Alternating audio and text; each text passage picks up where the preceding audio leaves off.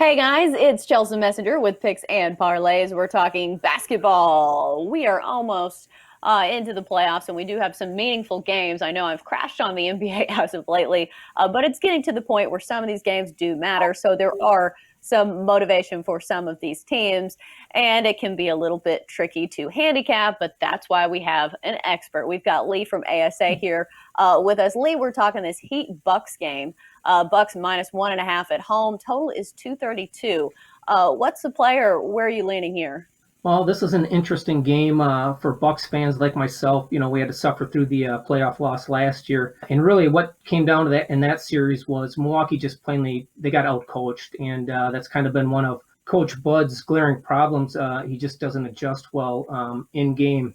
In this situation, I would like to take Milwaukee at home minus the 1.5, but I think the line and the spread on this game is telling me to take Miami plus the 1.5.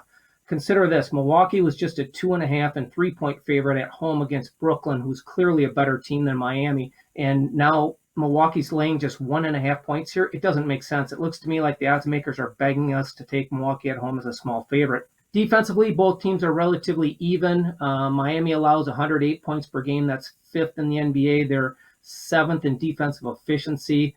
The Bucks, when it comes to defensive efficiency, they're 10th. They do allow 114.3 points per game. That's 21st in the NBA. Offensively, clearly, Miami has a disadvantage there. Milwaukee's much better when it comes to offensive efficiency ratings and overall scoring. But Miami, clearly, right now in their last 5 games, are playing outstanding. They've got one of the best, in fact, the second best offensive efficiency rating in the NBA in their last 5 games. So we've seen an uptick with them offensively. What Miami does well is they shoot the three-point shot very well, and Milwaukee does not defend the three-point line. They're 28th in the NBA, allowing 38.3%. And clearly that's what killed the Bucks last year in the playoffs against Miami. So we'll give the edge to Miami here. Better coaching in this situation. Both teams have a lot to play for, but we like Miami in the points. Right. I think Miami is a little bit undervalued at times because during the year they had all kinds of COVID concerns. It seemed like nobody could stay healthy on the Heat when it comes to like those type of things. And I noticed they're the only team I think in the East in the playoff race that doesn't have a positive point differential, which Yeah. surprised me a lot. Considering they're right in the thick of it and definitely a dangerous team come playoff season. I said before this video, blind bet, I would look at an over here just because the Heat have been super hot to the over as of late.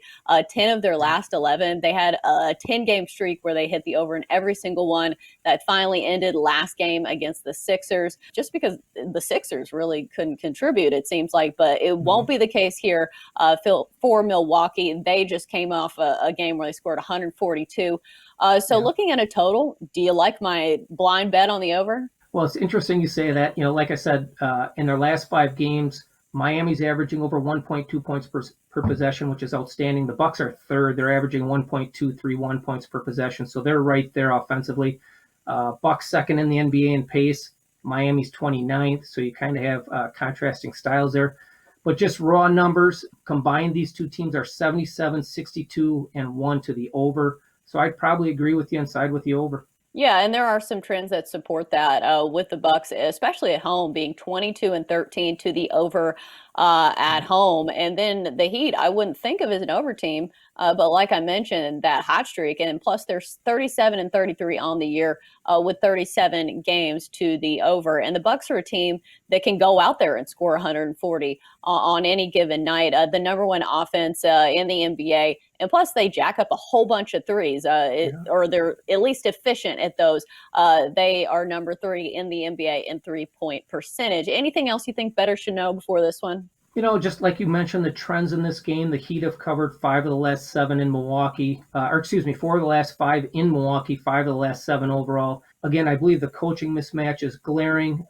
If you watch the playoffs closely last year, the Bucks did not take advantage of Tyler Hero defensively. In the finals, the Lakers did it immediately. They got all sorts of switches. Tyler Hero ended up defending LeBron James, and it was a clear mismatch.